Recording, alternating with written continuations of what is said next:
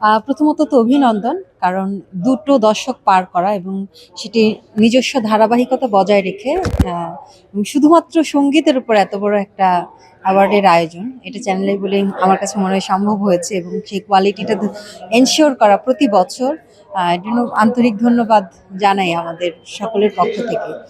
আর আশা করছি এবার একটা ভিন্নধর্মী নতুন কিছু করতে যাচ্ছে, আমরা যেরকম শুনলাম প্রেস মিটে।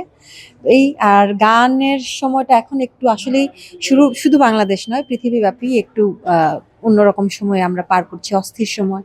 সেই অস্থিরতাটা গানের মধ্যেও আমরা দেখতে পাচ্ছি। তবে আশা করছি যে আমরা আবার সেই শান্তির জায়গায় ফিরবো। সঙ্গীত যে একটা শান্তির ব্যাপার, সেই জায়গাতে আমরা হয়তো খুব শীঘ্রই ফিরবো। এবং আজকে খুব সুন্দর কথা বলছিলেন শ্রদ্ধেয় রফিকুল আলম, যে ওই যারা গান ব্যবসার জন্য চিন্তা করে, যে জন্য গানে লগ্নি হচ্ছে না, বড় বাজেটের কাজ হচ্ছে না, আশা করব যে আমরা সঙ্গীতের সেই ধারার দিকে আস্তে আস্তে সামনের দিকে আরো এগোবো এবং চ্যানেল আই মিউজিক অ্যাওয়ার্ড সেই ব্যাপারটাকে আরো ত্বরান্বিত করবে। উৎসবে ভালোবাসা ঈদ মানে